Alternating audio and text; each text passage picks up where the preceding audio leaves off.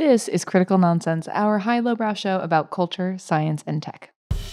This week, Joey asks me about art in cities.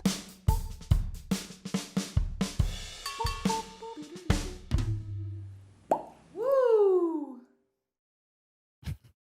I was gonna sing a song, and then just like the songs that immediately popped into my head were like Bloodhound Gang songs. I was like, nope, can't sing any of these. So, anyways, this is what a Joey sounds like, and this is what an executive producer and Papillon Gang member Jess Vander sounds like. Hi, this is Jess. The dog or the butterfly? The dog. Got it? What do you have a like spirit dog identification from yourself versus like what I might put you into a category as? What might you put me into a category as? I it was not intended, but I think maybe Papillon. Oh my word. Like a sort of prissy toy dog? I never imagined that. Largely considered one of the smartest dog breeds. Difficult to train and sensitive. Actually, to be fair, I relate. Also, can we just pause and appreciate the fact that there's a whole category of dogs that is officially named toy? Like, what is that about? Like, first of all, an insult to dogs, but second of all, like, who decided? Like, just like, how I can had you to imagine? explain this concept to Emerson when we were on vacation, I think, because we were like, oh, it was a toy poodle. And I was like, oh, it's a toy poodle. And she's like, it's not a toy. It is a poodle. It's not a toy. It is toy. a living It is poodle. Not a toy. That's what I'm saying. I was like, no, it's a category of dogs. When they get so small, they're considered toy or like mini or standard. And like, she like eventually it clicked, and then we saw another dog, and she's like, is that one a toy? Like, but she was like very resistant to this idea that the category is toy.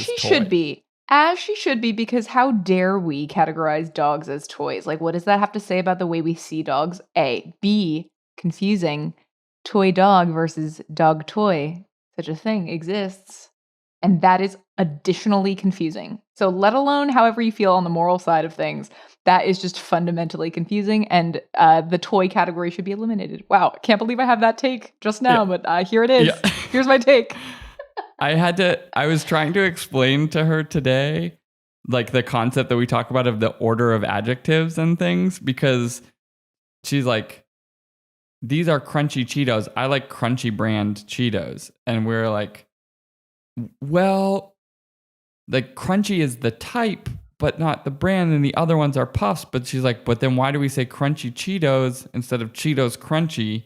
And I was like, well, actually, when we're describing things, like now we're getting into like that, and I like started to go in, and I was like, it's too early. Yeah. I'm not going to be able to represent this idea to her right now. So I gave up, and I was like, we just call them that, for a later date. I will teach you about that some other time. But the toy poodle conversation is interesting because that conversation was had when we were in Paris. We went on vacation to Paris. I had to go for work for a moment, and then my wife and daughter came and met me, and we wound up spending, I don't know, like 15% of our time searching for Space Invaders or other consistent types of art that are put on like the corner of buildings, like basically like at the floor level of the second floor on building corners. There are like glass diamonds. There are Space Invaders. There are these like octopus creatures that then get like the head of some famous like either figure or animated character or things like that. And so we would just be constantly searching for these, and then she would tally points. She's like, oh, it started new every time. If we went inside and back outside somewhere, her count began over, but it was like, oh, 2 points. I saw 2. And I was aside from like the game of like what do we do while we're like walking 10 miles a day or whatever, um, I I really enjoyed the amount of public art, like art in public spaces that was in Paris. And it's not that that doesn't exist in New York, and they're in like, the 8th Avenue L train station has like these like little statues situated throughout the station as like one minor example. So like it's here in New York and it's other places, but my question for you, Jess, is why don't we have more public art? Or do we, and we haven't expanded our minds enough to fully conceive of what art is? Something words. Okay, hear me out. That A sounds really cool in the sense of like art that cues to people, hey, look at me, I'm art.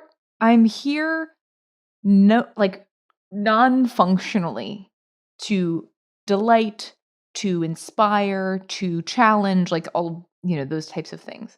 But I think what's interesting about cities is, especially in one like New York, you have to be conservative about space. Like having something that is completely superfluous is hard to negotiate in a city that is already so space starved. But that just makes me wonder, like, but who decided you couldn't have art in the form of things you need more, right? Like, and I think a perfect example that came to mind immediately was like, what about signs? Like, you need signs for stores and buildings and things to navigate. But is that also now not like a mechanism of expression? I've seen, I don't know, maybe this is completely just my own uh like availability bias or whatever the thing is where I just like see it more often. Dunning-Kruger, is that the one? We always mention this, but it's like I've seen so many hand painted signs professionals in Brooklyn doing the signs of stores. Like I can already name two off the top of my head, like Travis and Van Z, who just go around painting the signs of storefronts to make them more of a creative, inspiring, eye-catching thing that of course has its function, but then is this creative outlet. And I'm like, oh, is it just that we haven't really thought enough about what we could do with the canvases we have?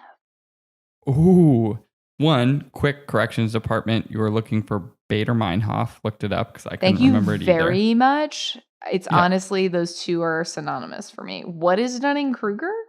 that's when you think you're more competent than you actually are. Oh, I mean, I hate that. um, which apparently we both are with effects. We both are. Where we know that the effect exists, but we can't actually come up with But them. we can't tell you what it is. That's perfect. The question you asked about like the canvas, I think is like really interesting because I was asking you before, like there there are a lot of things in New York that show up and are transient or are washed away where and but there's like this line, I think, that I cannot define. I will explicitly say I'm not sure where the line is and what differentiates of what is like graffiti or vandalism, or and I'm using those terms lightly because I don't think I have the artistic language to appropriately like label those things. But like in the one corner you have sort of like maybe what could be considered like artistic destruction, or sort of like using art as an attack on like a public space, versus then you have this other side where theoretically you're doing the same behavior but it like crosses some threshold. And I don't think it's about like the caliber of the work. I think there's something about the intention. Absolutely. It's funny because I actually think graffiti in this context can also be used as a measuring stick. So, like, if you walk around New York as an example, there are some things that you might see that are not graffitied on. And it is because there is some tacit agreement that, like, that is a thing that we don't graffiti. Like that Yeah. thing had some kind of intention or had a thing, and like I respect that. Yeah. And then, but that is something that you can't set that rule, right? Like it must exude art, I guess, Yeah. right? Like You just reminded me, I was in Atlanta for work earlier this year, and I was like on a call looking out my hotel room getting ready. Oh no, I was outside waiting for a lift. And across the street were like some buildings that had been like in central downtown Atlanta that had like fallen apart, or were maybe going to be turned into something in the future. And there was like really beautiful art on like the sides of like half missing structures. And there were two guys that came. One had been tagged up, and they were like going through and re-spray painting the original design back on, because they couldn't remove the graffiti without removing the art. So they were like having to just paint over it with spray cans. And it was really interesting because that building that it was on was like dilapidated. Like it had maybe had a fire or whatever reason. It was no longer in use, but it had this beautiful piece of art on the outside. And so they're like, we have to like protect this piece of art versus like, like don't tag over another tagger's thing. And that can be beef.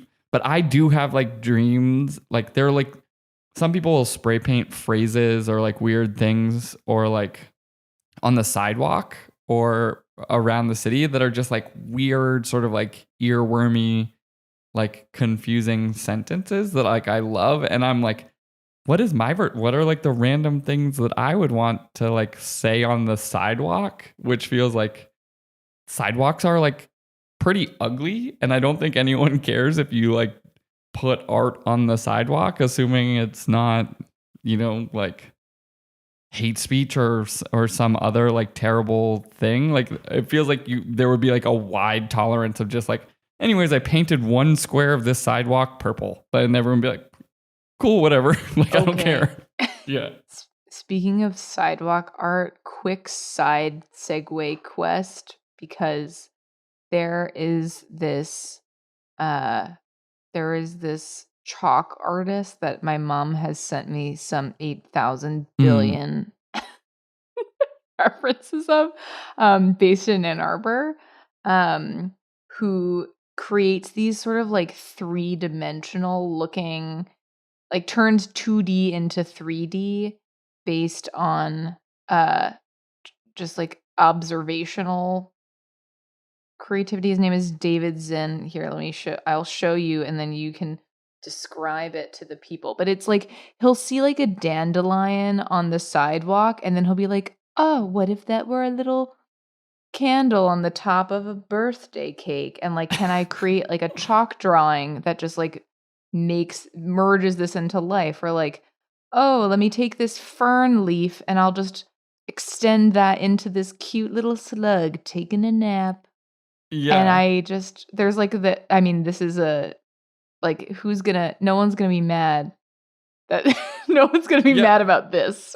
They'll just be like, it like washes away and it's fun. I've seen him do like crazy like 3-dimensional things too, where it like looks like it's like a hole where it's like some creatures are like walking down under a hole or something like that, yeah, exactly. Yeah, I sort of ran into something similar where someone was cataloging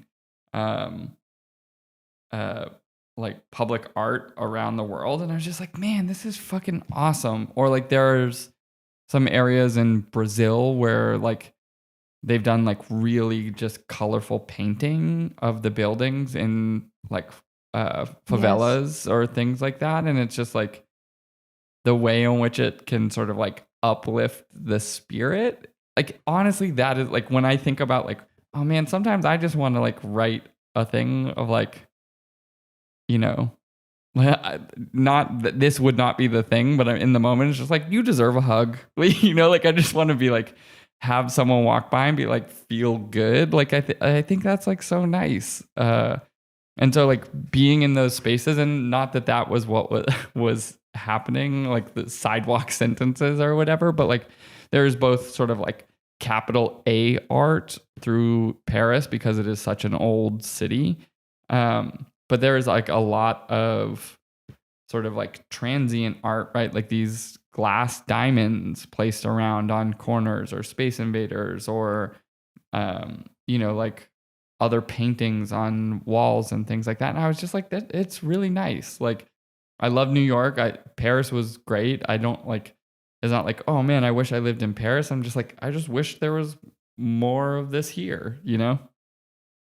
Yeah. I mean, I think maybe it's just the Philadelphian pride that I have talking, but like I think Philly is a really awesome example with their mural arts uh project or program that made this happen, where it was like, let's take graffiti artists and instead, or graffitors, what did he, God, that is horrible. I should know how to say that without embarrassing myself.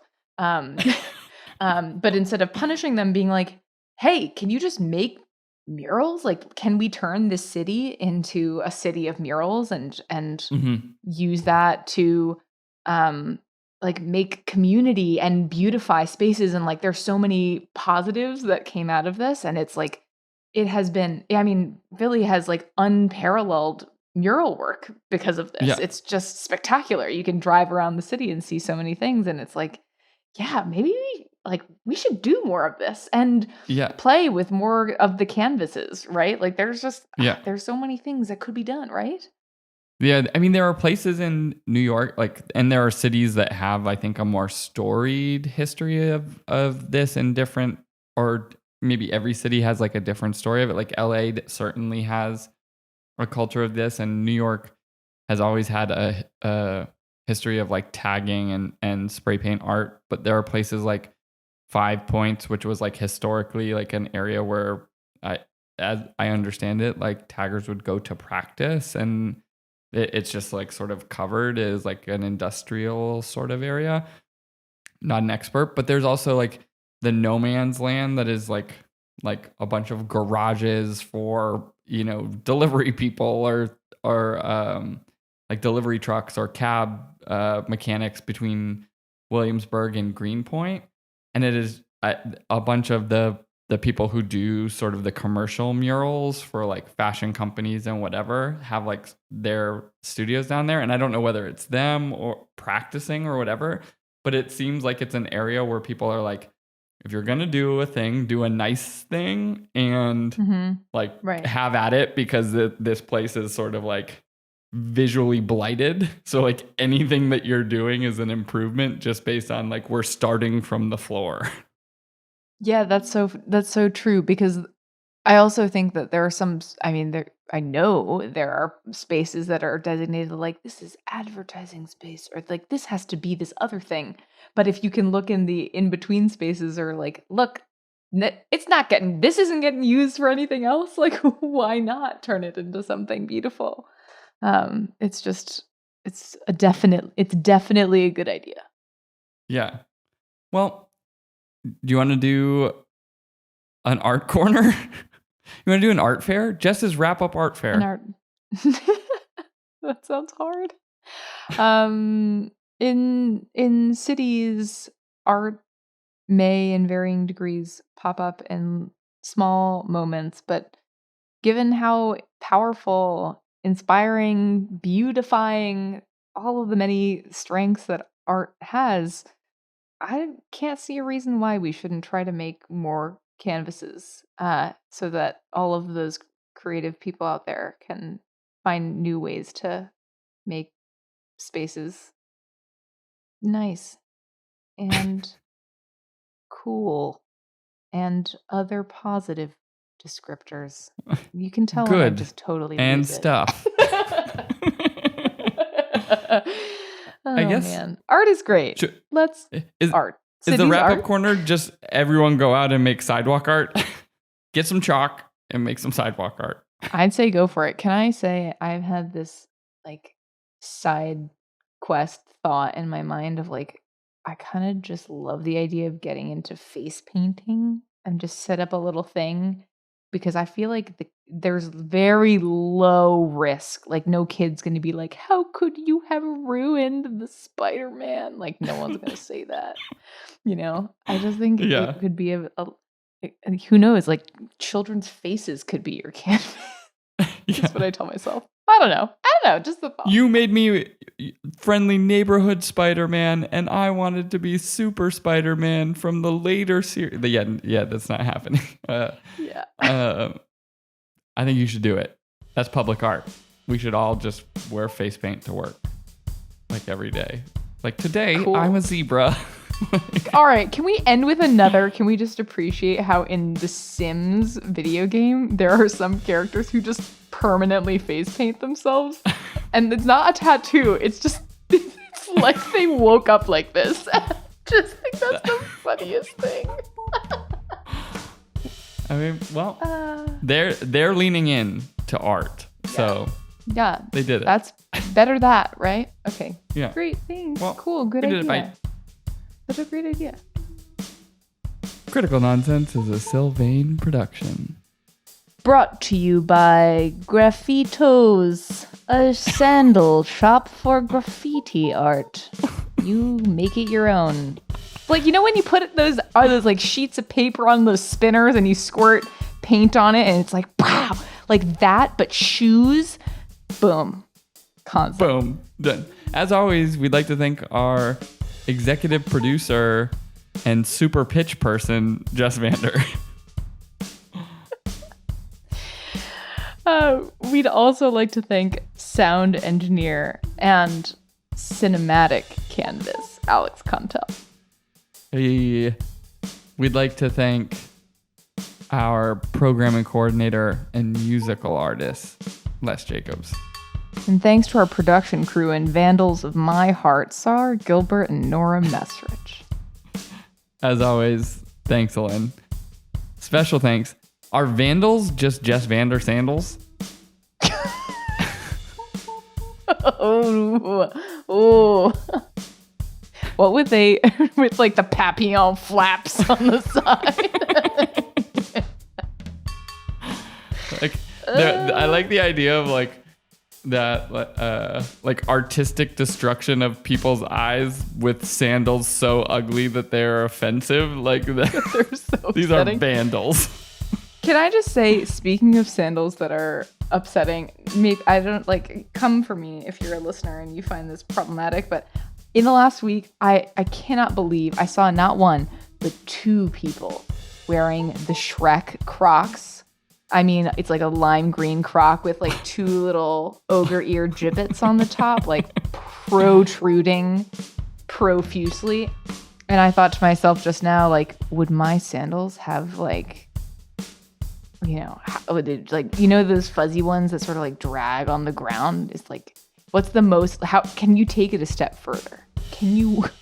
And also, what does this mean? Is it like Shrek and Fiona? Like, yeah, I think like as you were saying that, I've realized that like the word moist like really bothers some people. There is like a visual version of that for me, and I think maybe other people. Like if you had like a fuzzy sandal with like a strap that was intentionally just like dragging around everywhere and getting dirty, like that is like the visual equivalent of just like, no, it doesn't tie to anything. No, it goes through puddles actually. No, I saw that dog pee on the corner. No, yep. It's part of this. It's part of the shoe now. Like that's just this is the intention.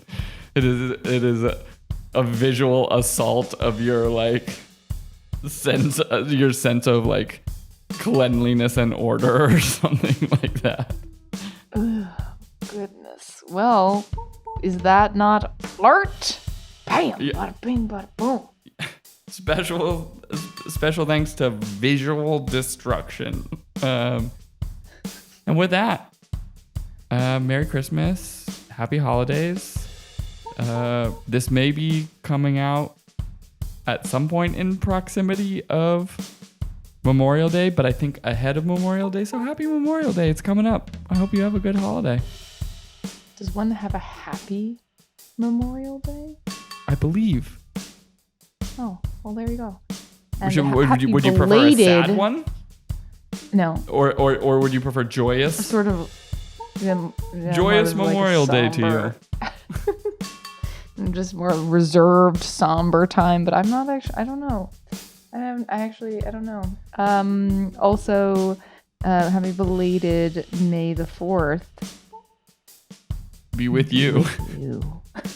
It's gonna be May. There's so many. I mean, we have that. We have Ocho de Grecho. Like the beginning of May is just full of memes. Sylvain's Gretchen's birthday following Cinco de Mayo. Yeah. Ocho de Grecho. Okay. Happy belated birthday to Gretchen. It's time someone stopped us. Special thanks. Thank you. We're going off the rails. Merry Christmas. Happy holidays. See you soon. Bye. Love you. Mean it. Bye.